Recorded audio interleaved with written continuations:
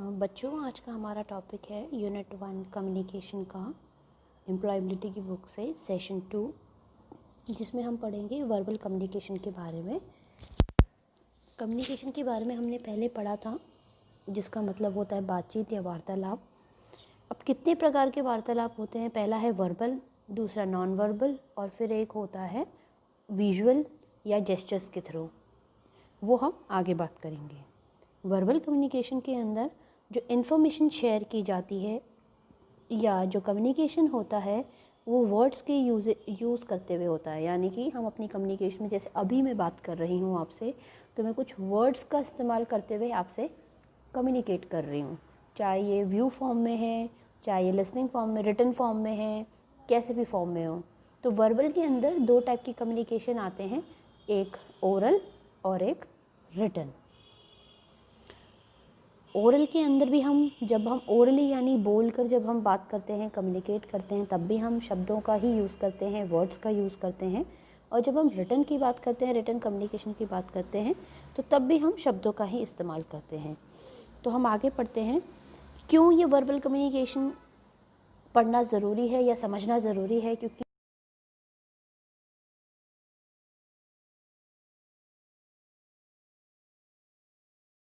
ज़्यादा मैटर करता है किस सेंस में सामने वाले को ये मैसेज मिलेगा। आपके सही चुनाव, आपके राइट चूजिंग ऑफ वर्ड से ही आपका जो मैसेज है राइट फॉर्म में पहुंचता है। तो आगे देखते हैं। कई बार जब आप शब्द अपने सही ढंग से चूज़ नहीं करते तो वो क्रिएट करती है कन्फ्यूजन कि आप किस सेंस में बोलना चाह रहे थे। ठीक है, तो देखिए, वर्बल कम्युनिकेशन दो प्रकार के, ओरल एंड स्पोक। ओरल को हम स्पोकन भी बोलते हैं, और दूसरा है आपका रिटन। ओरल के कितने फॉर्म्स होते हैं? देखिए, फेस टू फेस, जैसे हम और आप बात करते हैं स्कूल में, वैसा जैसे आप अपने पेरेंट्स से करते हैं वैसा। ग्रुप डिस्कशन हो गया, फैमिली मेम्बर से बात करना, पब्लिकली जो स्पीच देना, तो ये सारी चीज़ें हमारी ओरल कम्युनिकेशन के अंदर आती हैं। ओरल को हम स्पोकन भी बोलते हैं क्योंकि हम बोल रहे हैं, लेकिन हम शब्दों को जोड़कर बोल रहे हैं, इसीलिए ये वर्बल कम्युनिकेशन है। जहाँ वर्ड्स का भी इस्तेमाल नहीं होता वो नॉन वर्बल हो जाता है। ठीक है, जैसे आप फ़ोन पे बात कर रहे हैं, talking into the phone, talking on a phone. ठीक है, अब फ़ोन पे जब हम बात करते हैं तो इसमें कुछ एटिकेट्स होते हैं बात करने के। जैसे अगर आप फ़ोन पे बात कर रहे हैं तो you should start your conversation with saying hello and end your conversation saying bye. Okay, it depends आप किससे बात कर रहे हैं। तो इसके भी कुछ एटिकेट्स होते हैं फ़ोन पे बात करने के, वो हमेशा ध्यान रखना चाहिए। और क्लासरूम टीचिंग हो गई आपकी स्पोकन और वर्बल कम्युनिकेशन में। जैसे क्लासरूम में हम आपको पढ़ाते हैं, वो भी वर्बल कम्युनिकेशन है, ओरल फॉर्म में है। अगर मैं बोर्ड पे कुछ लिखाती हूँ, आप लिखते हैं, तो वो रिटन फॉर्म में हो जाती है। अब देखिए, वर्बल कम्युनिकेशन के अंदर दूसरा फॉर्म है आपका रिटन कम्युनिकेशन। रिटन कम्युनिकेशन का मतलब है लिख कर, चाहे ईमेल हो,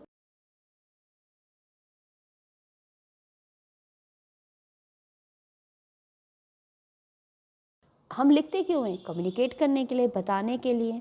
ठीक है, जैसे राइटिंग लेटर्स, नोट्स, ये सारी चीज़ें रिटन कम्युनिकेशन। एसएमएसेस, देखो एसएमएस का फुल फॉर्म क्या होता है? Short message service. याद रखना, पूछा जा सकता है। ठीक है, ईमेल, ये सारी चीज़ें, या प्रिंटेड बुक्स और न्यूज़पेपर, ये भी रिटन कम्युनिकेशन है। अब कोई हमारा कोई सेंडर और रिसीवर, अब तुम कहोगे कम्युनिकेशन में भी हमने पढ़ा था कि सेंडर और रिसीवर होना जरूरी है। तो सेंडर वो है जिसने न्यूज़पेपर छापा या जहाँ की वो न्यूज़ थी, रिसीवर वो है जो पढ़ रहा है, यानी कि हम। ठीक है, नेक्स्ट देखिए, advantages of verbal communication. Advantages के क्या हो सकते हैं? आपको क्विक रिस्पॉन्स मिल जाता है, जो भी आपने बोला आपको तुरंत सामने से रिप्लाई मिल जाएगा कि येस और नो, अच्छा हाँ समझ में आया या नहीं समझ में आया। वही डिसएडवांटेज ये होता है कि सब शब्दों का चुनाव यदि सही तरीके से ना किया जाए तो वो कन्फ्लिक्ट्स हो जाते हैं, मैसेज उस तरीके से नहीं पहुंच पाता जिस तरीके से आपको पहुंचना चाहिए।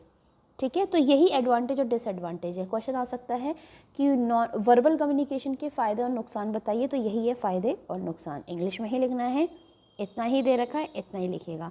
अगर आपको लगता है उस समय पर भी ये भी एडवांटेज और डिसएडवांटेज हो सकता है तो you can also right that.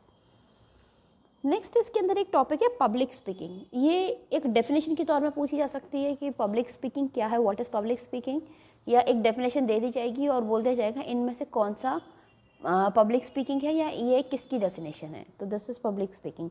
Public speaking का मतलब है पब्लिक के सामने बोलना, यानी group of number of people के सामने आप बोल रहे हैं, कुछ अपनी बात व्यक्त कर रहे हैं, जाहिर कर रहे हैं, जैसे नेता लोग करते हैं। ज़रूरी नहीं है वो ग्रुप आपका जाना पहचाना हो,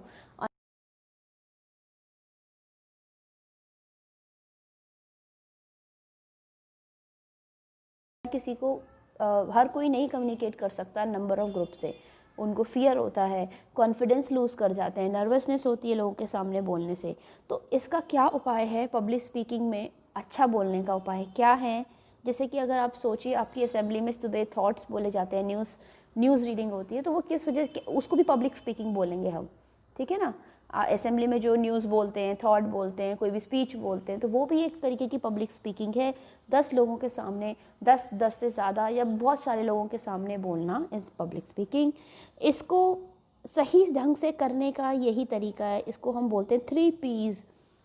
3 P से क्या है देखो, प्रिपेयर, प्रैक्टिस एंड परफॉर्म। पहले आप अपने टॉपिक को प्रिपेयर करो, उसमें क्या क्या कंटेंट लिखना है इकट्ठा करो, उसके बाद उसको बोलने की प्रैक्टिस करो घर में।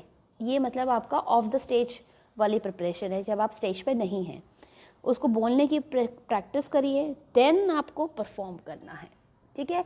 ये 3 P आपको याद रहेंगे, आप इसको पूरी तरीके से फॉलो करेंगे तो आप पब्लिक स्पीकिंग को बहुत अच्छे तरीके से कर सकते हैं। Question can be asked, how will you improve your public speaking? तो with the help of 3 P's we can improve public speaking, prepare, practice and perform। यह मल्टीपल चॉइस में भी पूछा जा सकता है, out of which is the among the 3 P's of public speaking, prepare, practice, perform, या एक और दे दिया जाएगा, ठीक है। तो ये था आपका पब्लिक स्पीकिंग के ऊपर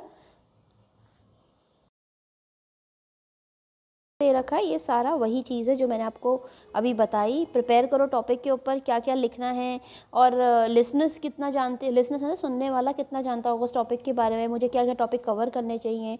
प्लस प्रैक्टिस, पहले अपने आप बोलिए, फिर शीशे के सामने खड़े होकर बोलिए, फिर अपने फैमिली मेम्बर्स को सुनाइए, और फिर लास्ट में आप परफॉर्म करिए, ठीक है। तो इस सेशन में बस इतना ही बच्चों, आगे पढ़ेंगे हम वर्बल नॉन वर्बल कम्युनिकेशन के बारे में।